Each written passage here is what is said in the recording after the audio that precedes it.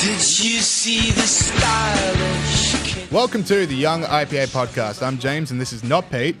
We have our roving podcast reporter, Mr. Vox Pop himself, Adam Schlicht, sitting in for Peter this week. Adam, welcome back. G'day, everyone. So it is episode 140. It is the 19th of December, the last show of the year, which fills my heart with pure sadness because I do love doing this show.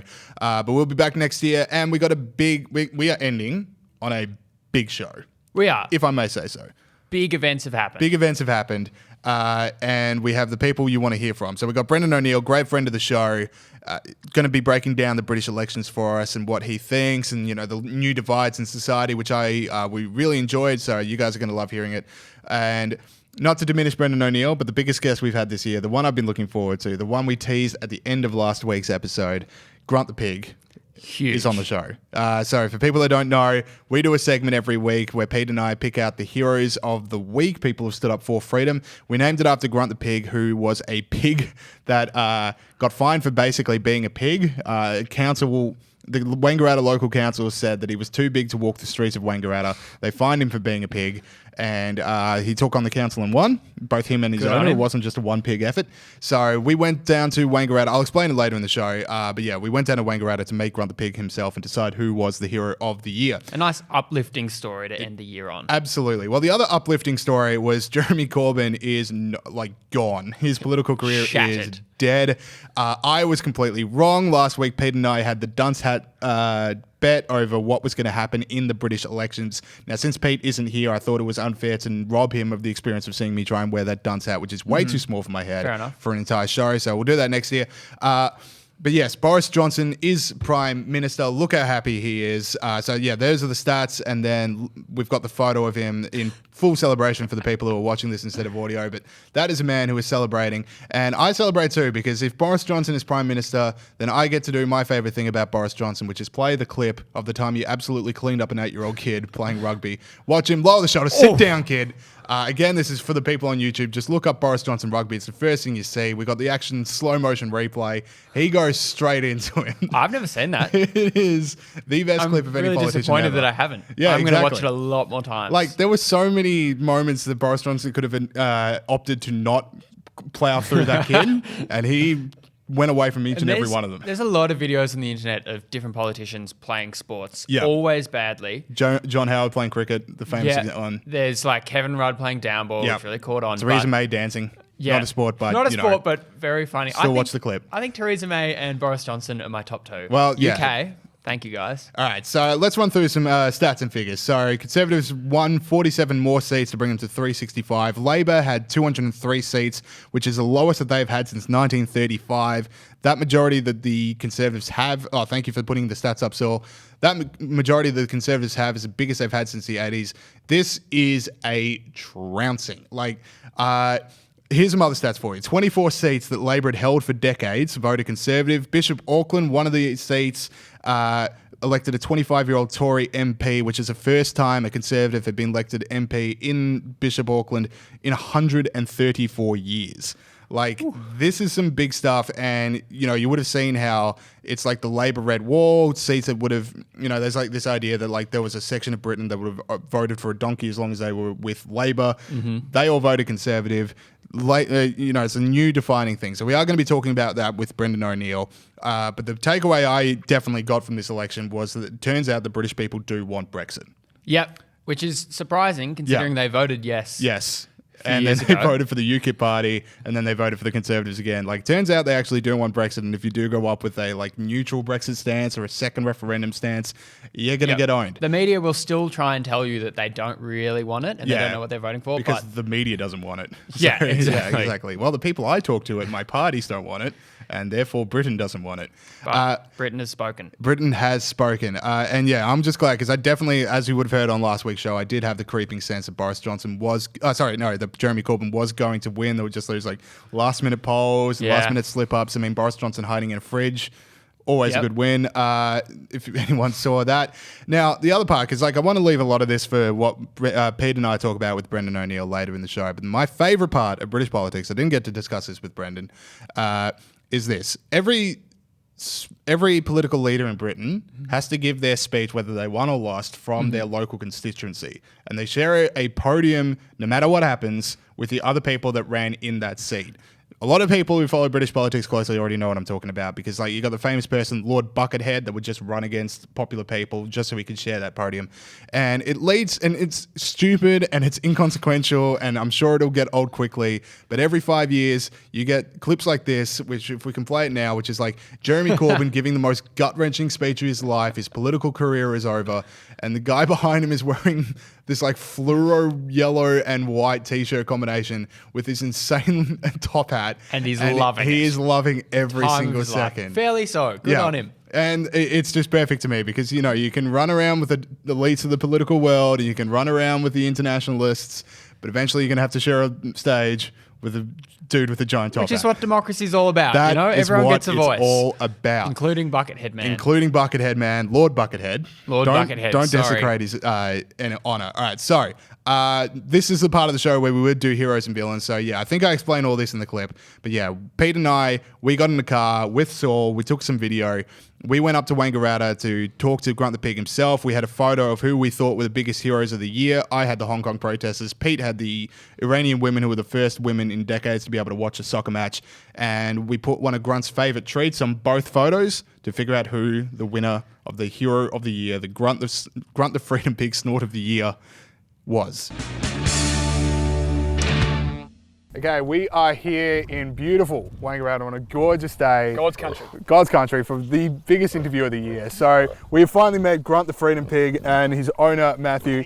And we do the Grunt the Pig Freedom Snort every year. So this week we brought in our two biggest heroes of the year, and Grunt the Pig is going to decide who is the biggest hero. Now, but for new listeners of the show who are familiar with the Freedom Pig but don't know Grunt's backstory, so Matthew, tell us what happened with Wangaratta City Council. Well, there was a lady in the council who had a bug up her butt about Grunt and just banned him from the street all on her own. Like, she didn't even tell the mayor or anyone else in council what she was doing.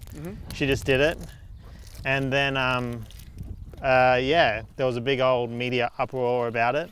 And the council came to me and said there wasn't great communication and we'd be fine for you to walk around the street, just not in the main street. Right, but for how long was Wangaratta City Council telling you that Grunt the Pig can't walk around? It was about 3 weeks. Yeah. But yeah, the first week I didn't do anything about it, and then I put it up on Facebook, and then I got massive community support, and then yeah, it just like the media started flying in, and there was a project and all that. Grunt is up and about. Matt, how do you feel, you know, knowing that there's a podcast down in Melbourne that broadcasts all across Australia, in fact all across the world, that celebrates the pig Grunt every single week? Well, I was surprised about it, and I was like, maybe I should start watching this podcast. Yeah, well, please. Yeah. All right, so like I said, we're going to get Grunt to decide the two biggest heroes of the year. There's no one I'd rather decide. So, Pete, who have you nominated for Hero of the Year? Okay, yeah, I've nominated the Iranian female soccer fans who, in October, for the first time in over 40 years, or 40 years approximately, were able to watch the Iranian national team play after years and years of protesting, a lot of self-sacrifice, stood up for women's rights, stood up for freedom. They beat Cambodia 14-0, which was good, but yeah, they are my Hero of the Year, and I hope Grunt picks them. All right, sweet. I've got the Hong Kong protesters. Also a good choice. They took a bad loss yesterday with Greta Thunberg getting Times Person of the Year. It should have been the Hong Kong protesters, as Times Reader said, but hopefully Grunt the Pig is able to reward them for all the good work that they've done. Where's the real prize? Yes. So for people listening at home, what we're now going to do, we've both got pictures of our heroes. We're going to put them in front of Grunt. Where should I put mine? Just next to him, but further away enough. And I've got one of Grunt's favourite treats here. Okay. So if I can just get... Hey, Grunt. Hey, Grunt, look Grunt, over here. Grunt, look what I got. No, he's seen the ones in my hand. Hey, look at this one. All right. Oh, look what I got. All right, so I'm going to drop him. No cheating, James. We're going to drop him and see who Grunt picks as Hero of the Year. This is the big moment. Come on. Oh. Okay. Grunt's taking a bit of a time to decide. All right, I'm walking over this way. Oh, what's he going? Oh, he's going to pick it. I think that's a pig. He's trying to find the treat. Grunt, let me get that out of there. There it is. You beautiful big boar. Haven't those women suffered enough? So, just for those listening, yeah, I think people have figured it out. Yeah, so Grunt the Pig went straight to the female Iranian soccer fans. Look, it's not a competition. The Hong Kong protesters are worthy winners as well. But, the They are the two prize. biggest heroes of the year, but the Iranian soccer fans... Iranian female soccer fans. Iranian female soccer fans. Grunt the Pig has decided that they are the biggest hero of the year, and he's not had enough. He wants some more treats. There's more over here, guys. There's more. So, yeah. All right, look, sweet. Okay, Yeah. we got more show for you guys coming up after this. Okay, we are now welcomed onto the show once again, but one of the best friends we have here at the Young IPA podcast. Absolutely. Brendan ONeill, editor of Spiked Online, one of the great websites in the world. Brendan, welcome back to the show. Hey, how's it going? Very well. So let's talk about British elections because that's one of the most amazing results that people could have anticipated. I know people was thinking about a big majority, but I don't think anyone thought that big. So let's talk about it. Labor has its worst performance since 1935, and the Conservatives have their biggest majority since the 1980s. Why is that the case? I think, to me, it's really obvious, which is that Boris was offering people something that Labour wasn't, which was to uphold the Brexit vote of 2016. It can be difficult for non-Brits to understand just how much Brexit casts a shadow over this country. In my view, it's a very positive shadow, not a bad shadow. But that's how people define themselves now. People are either for or against Brexit. That's the only political divide in this country that matters. And if you look at where Boris's Tory party picked up seats, it was in the so-called Red Wall area. So the Red Wall is this long terrain of seats that have been held by Labour for 60 or 70 years, or even longer in some cases, stretching from North Wales to the Midlands of England and the north of England. These seats have been red for, some of them have been red longer than the Queen has been on the throne. I mean, they've always been Labour. And the Tories have now taken them. And that, to me, is the most revealing thing, because the most important thing about those working class areas is that those are the parts of England where support for Brexit was strongest. That's where we saw 65% Brexit vote or 70% Brexit vote. So it's not surprising to me at all that those people have now swung to the Tories in an historically unprecedented political realignment. And I think it just makes British politics absolutely fascinating for the next 5 years. Brendan, you had a fantastic piece about the election in Spiked Online, which everyone should check out. There's a bunch of seats that Labor's held for a decade that voted Conservative. We saw Bishop Auckland's Tory MP, 25-year-old Dehenna Davison. It's the first time a Conservative has been voted in 134 years. Do you think traditional left-right divides are melting away, or is the defining divide now, I know you said it was Brexit, but it's also elites versus the rest? Yes, absolutely. I think that's become so clear. I mean, that's been clear to lots of us over the past 3.5 years since the vote for Brexit.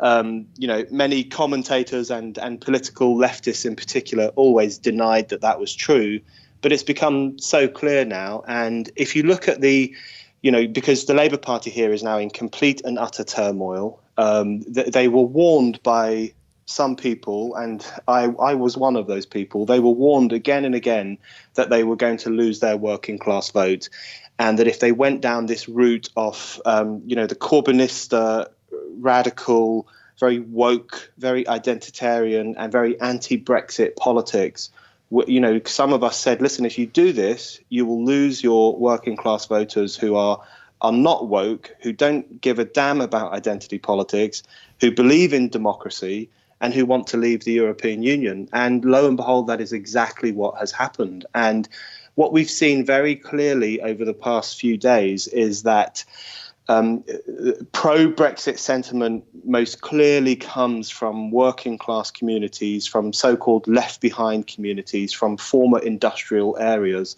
And pro-Remain sentiment, the kind of that very Brexit-phobic pro-EU sentiment, comes from the metropolitan centres. I mean, this is the new divide in the UK.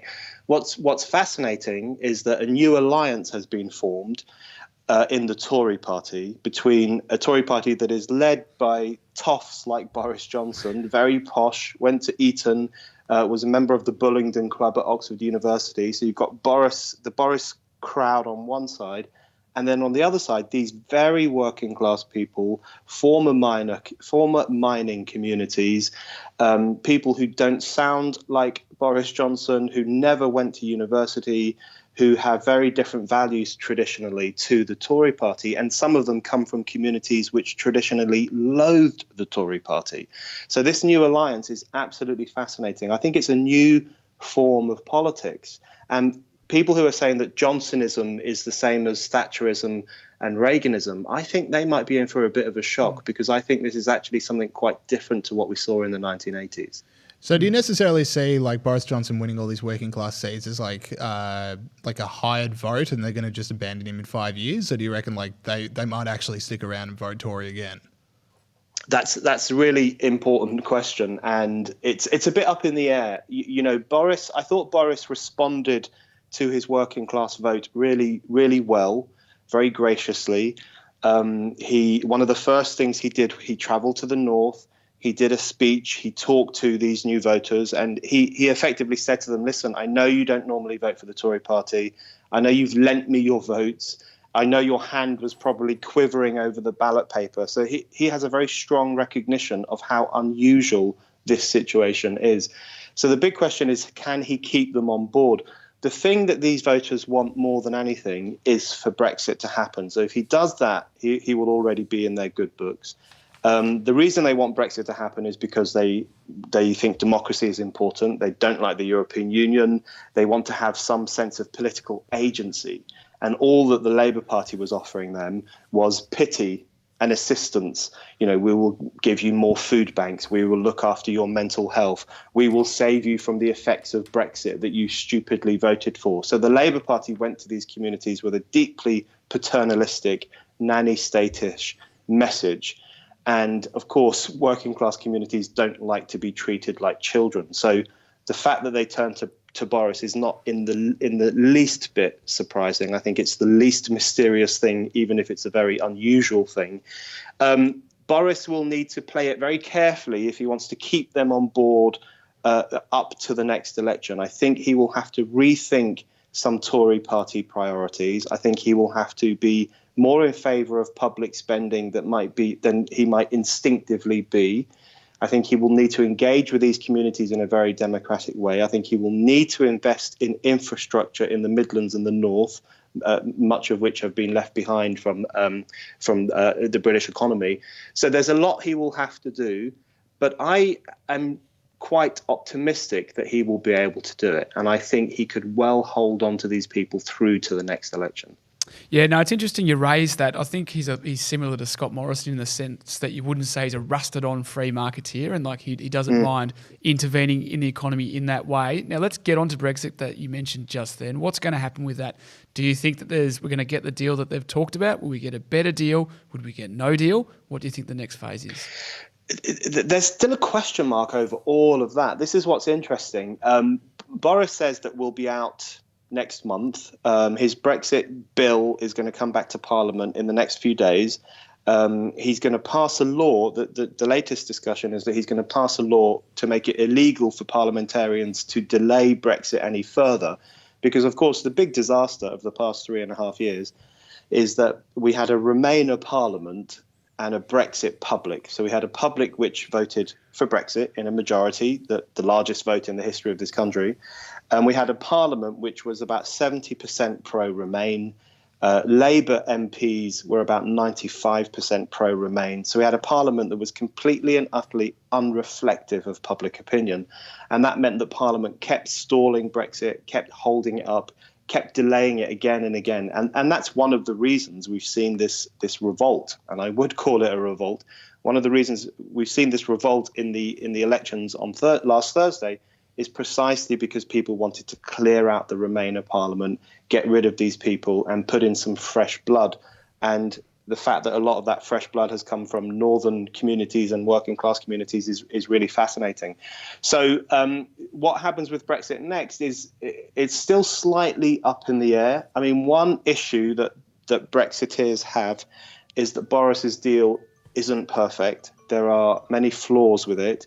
It is still a bit too similar to Theresa May's deal in the sense that it would keep us beholden to certain European Union laws and regulations while also diminishing our ability to influence those laws and regulations because, of course, we will no longer be members of the EU. So there are a few things that definitely need to be talked about and definitely need to be ironed out. But the reason I'm still optimistic, regardless of that, is because it's so clear. The great thing about this election is that the Remainer movement has finally been defeated. I mean, they just can't go on. There have been so many votes in this country which have expressed public desire to leave the EU. The UK Independence Party won the EU elections in 2014.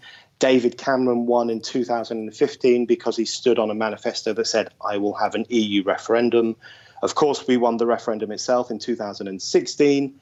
In 2017, we had a general election where 80% of people supported parties that said they would respect the referendum result.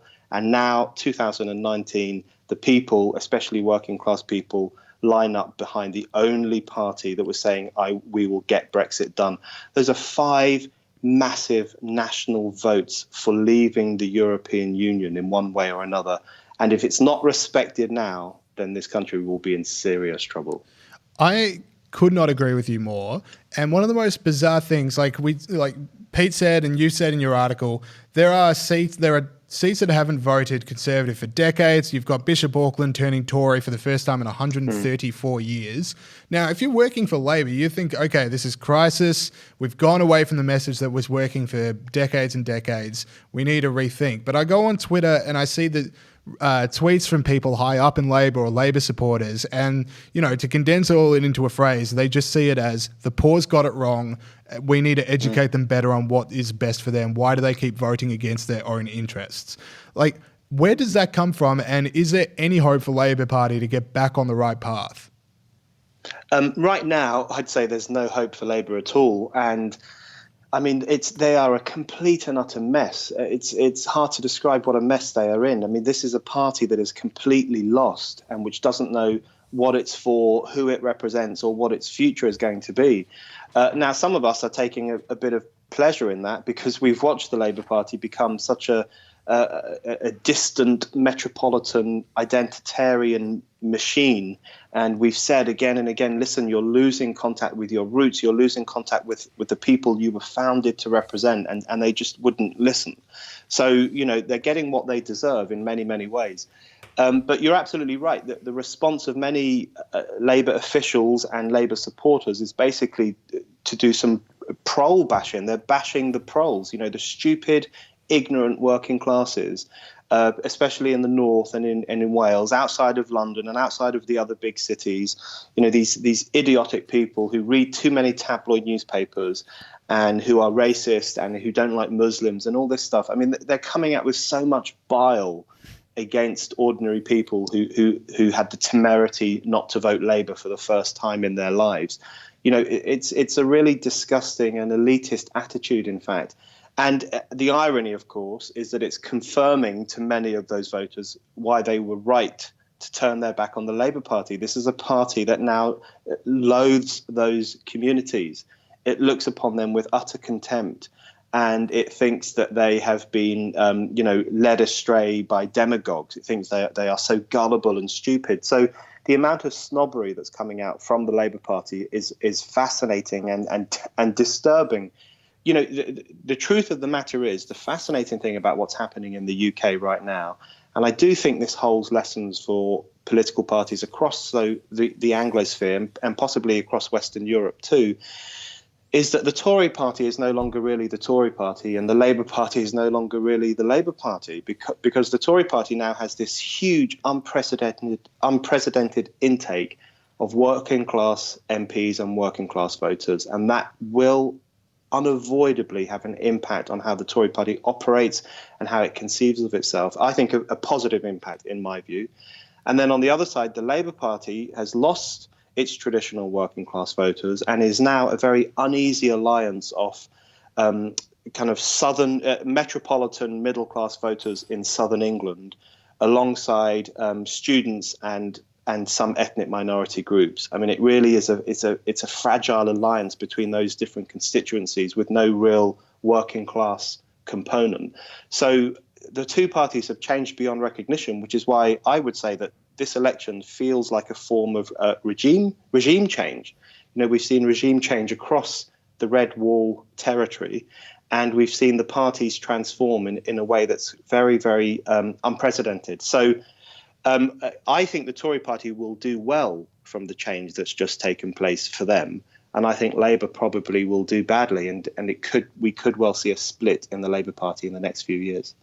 That is very interesting, and we'll look to that with great interest. Regime change, that's an interesting way of putting it. I haven't heard that before. Now, Brendan, how did you celebrate the victory? A few frothies in the spiked office over in Australia.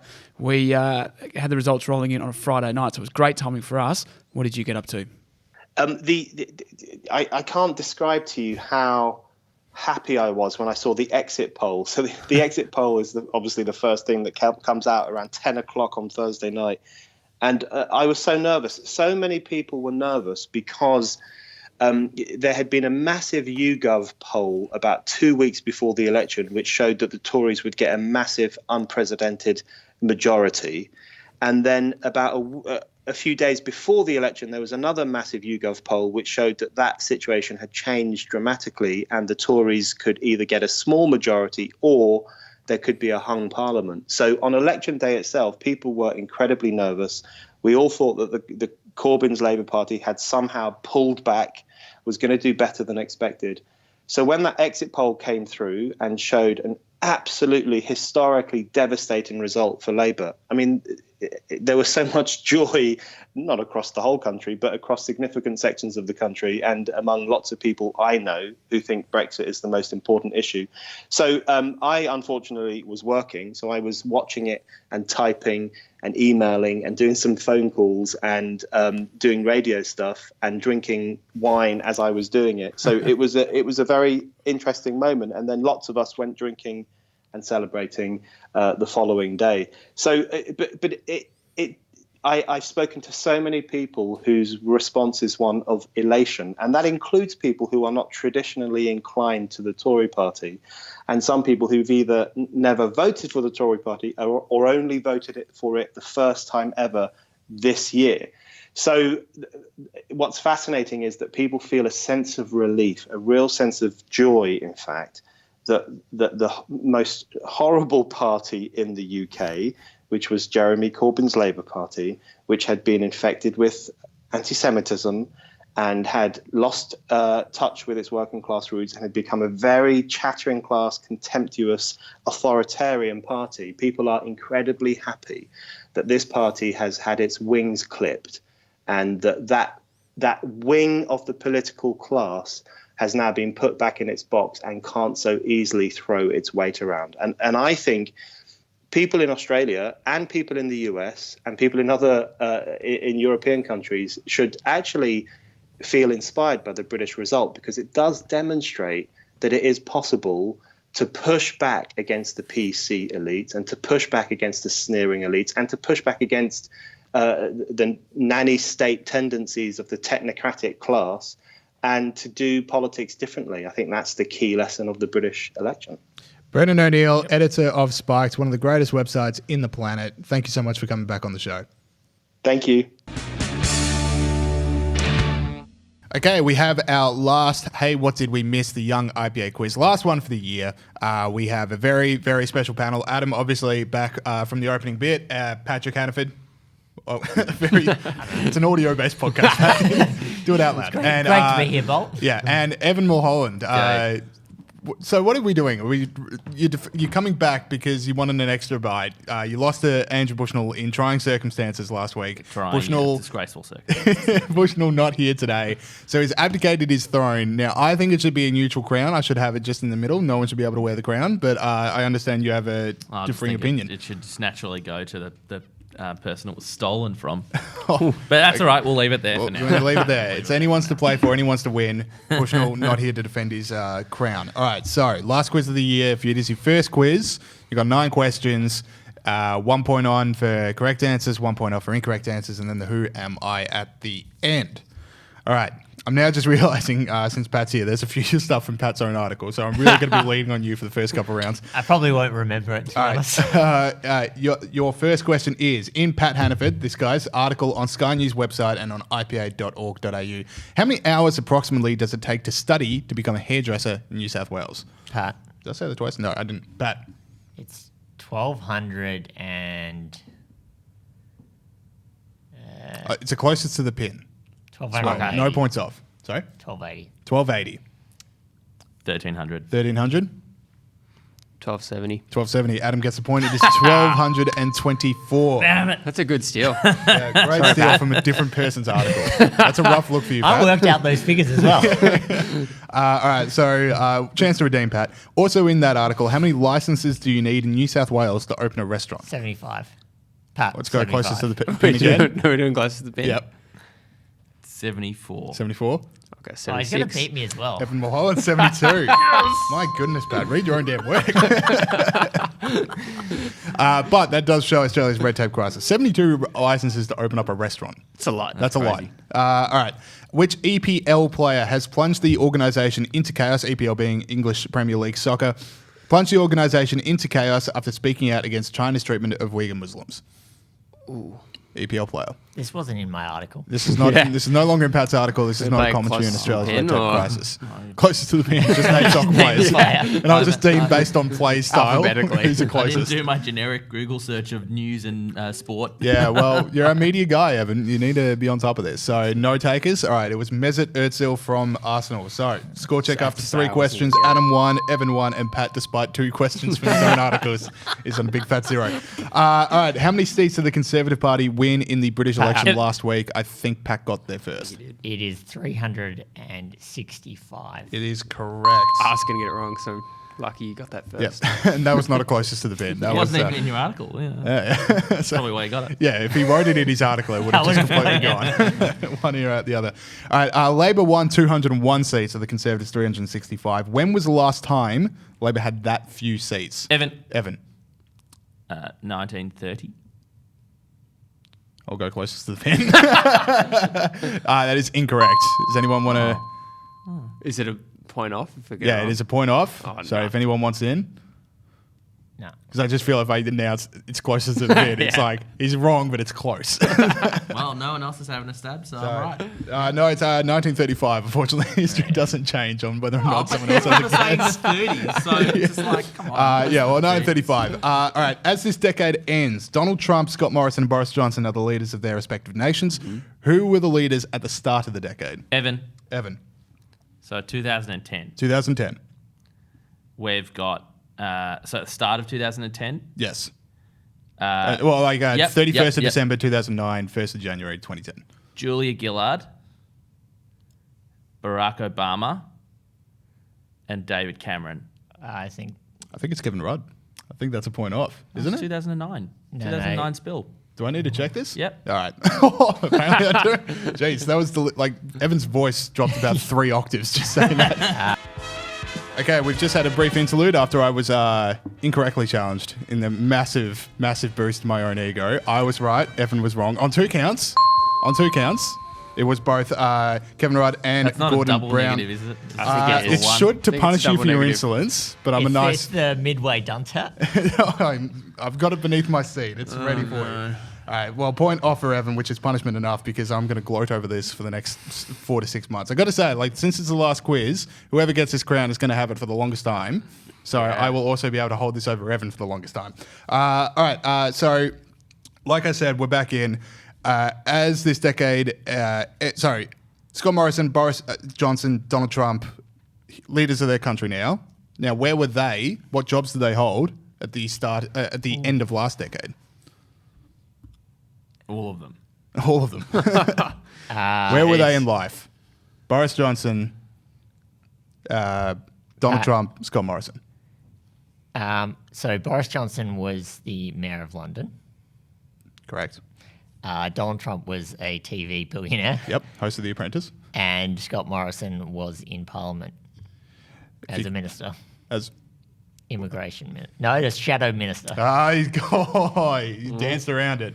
Do we pay the minister or the shadow minister? I'm not listening. In Parliament, You that's can't pay correct. the minister. You Yeah, got to yeah. say In shadow Parliament. minister for immigration. All right. First answer was in Parliament. Yeah, but then you went in to say that he was a minister. So Yeah, I think you shot unfortunately, yourself Pat. in the foot. Yeah. Should have just stopped. Sorry, Pat. So, yeah, Shadow Immigration Minister for Scott Morrison, Mayor of London for Boris Johnson, and host of The Apprentice for Donald Trump. Okay, 2 more questions. Score check. Evan on -1, Pat on 0, and Adam on 1. So he's winning, and could he take it all away? Who Slow and directs steady. Who directs the new Star Wars movie coming out this week? I actually did read this, but I forgot. No idea. It's directed. Just think like sci-fi director. It's probably this guy. Okay, no one's taken it. J.J. Abrams. All right. What was the highest grossing film of the decade worldwide? Oh, A lot of big blockbuster movies to choose from here. It'd be a superhero one, but I don't think it was. But I've got it like a lead here. I don't want In a quiz like this, a point is worth 10. Yeah, I don't want to throw it away. It's so hard to get I points in think- this one. I think I know what it is. Okay. but I'm not. No, you All right. just Well, go for it. yeah, points are off the table. No points off. What would you have gone? Is it Avatar? It is not Avatar. Oh. That was last decade anyway, the decade before. Oh, whoops. Yeah. All right. I was really Yeah. off. You know we're supposed to have like 3 Avatar movies by now? Yeah. Someone told me and they they made just them. can them. No, just James Cameron. Just every time he's about to post it up where he is, he just takes another submarine ride somewhere. So not going to be an Avatar movie for a while. Movies this decade. The points are off the table. Okay. Yeah. Well, then surely it is a superhero movie. Yeah, it'd be that And, that final Endgame. Avengers. Yeah, one. if anyone had said Endgame, they would have got the point, which would have been worth 20. All right, so coming into the Who Am I? Adam still on 1, Evan on -1, Pat on 0. Who am I? For 5 points, I was born in Germany but became world famous in America. Okay, a lot of silence in an audio-based format. Pat. Oh, no. Albert Einstein. Not Albert Einstein. Point off for Pat. Yes. Don't know why you'd go for the 5-pointer in a quiz like this. All right, Why for 4 not? points, I'm known primarily for my philanthropic work. Still a lot of silence. Yeah. Let's think out loud in an audio-based quiz. How about that, boys? Evan. You don't Evan. give it away. George Soros. It's not George Soros either. Born They're in, point off for Evan. I am doing really Born in well. Austria. This is the tortoise and the hare. Born in Hungary. Adam slow got and his steady. point early and was like, you know get what, I'm one going point and to sit park on on it. this one. All right, for 3 points, I've recently come under criticism for my employment conditions and for my moving my residency to a tax-free location. What year did you say he was born? I haven't said anything about the year he was born. Not a damn thing. So we've got a German philanthropist. Yep. Moved to In America. World famous in America. Evan. Elon Musk. Not Elon Musk. Another point off for Evan. Jeez, this I think hemorrhaging. even if you get it now. Hemorrhaging. All right, sorry, we're moving on to 2 points. So what we know so far, born in Germany, moved to America, became world famous, philanthropic work, criticism for employment conditions, and living in a tax-free location. Okay, for 2 points, I'm also known for my exotic pet collection. I've got no idea. No one's got any idea. Jeez. This is I the reckon there's purposely people go like behind hyper. screaming out the name. All right, well, for 1 point, I think I think I still win, don't I? Yeah. I will, without question, perform a duet with the remaining members of High Five at 1 point this month. This might be the first Who Am I that no one gets. All right, well, yeah. Is this like super? everyone. All right, well, Santa Claus, for the love of God, gentlemen. Oh, that is. Oh wow. Yeah, that's a cheap Like- shot. Yeah. Come on. All right, well, I know, Evan, like, you Hang on a won the second. crown. Born in Germany. Yes, what is it? Sinterklaas. That's a German tradition. Then he goes to America, gets involved with the marketing team, and becomes Santa Claus, world famous. Employment Doesn't conditions. he live in the North does- Pole? Yeah, it's tax free. who's he paying tax to in the North Pole? Oh, wow. Yeah, it's got slave labor with the elves. It's got a bunch of reindeer hanging around. Best quiz I've ever done. Adam wins. All right. Wait, Brilliant. Add We it got to the one email. shot. Did Adam win on 1 point? And it was a cheap And I shot think it was from the you. first one as well. He didn't answer the other question. Tortoise in the hair. You get your point early, you stay on it. And you you invest sit it on for it. later. All right, Life cool. lesson. All right, we got Thank more show you. for you guys coming up after this. Okay, well done, Adam. Is that your first quiz win? It is. It is?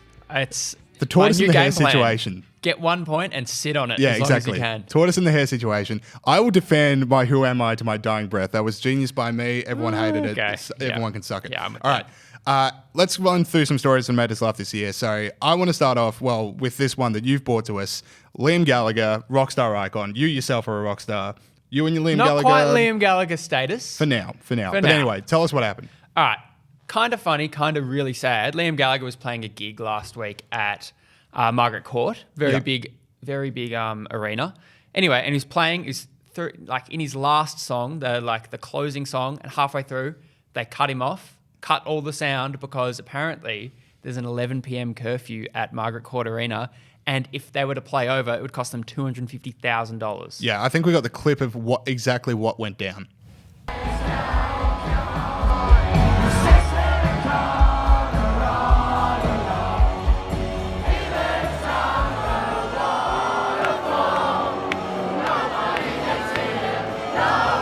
So for people that weren't able to watch that, so you can hear the boos come in at the end there. You can see Liam Gallagher walk around stage. He's not a happy guy. Fairly so. Yeah. $250,000 fine after 11 p.m. And he was in his last song. They couldn't have just let him... Supersonic as well. Huge song. And you can see how much everyone's loving it because it almost doesn't sound like they've cut him off because they're singing it so loud. Exactly. Which is reassuring, but if that's not a nanny state, I don't know what is. The other part of this is, in Melbourne, for people that don't live here, Margaret Court Arena isn't exactly like in the heart of the city. It's not like Madison Square Garden or anything. Like, you have to really complain if you had noise problems past 11 p.m. and you could hear Margaret Court Arena. I don't know where you're living and I don't know how loud it is, but trust me, you're not hearing it. Also, you're not just listening to any bloke down the pub. Yes. It's Liam Gallagher playing a huge show. He doesn't come here that often. Yeah.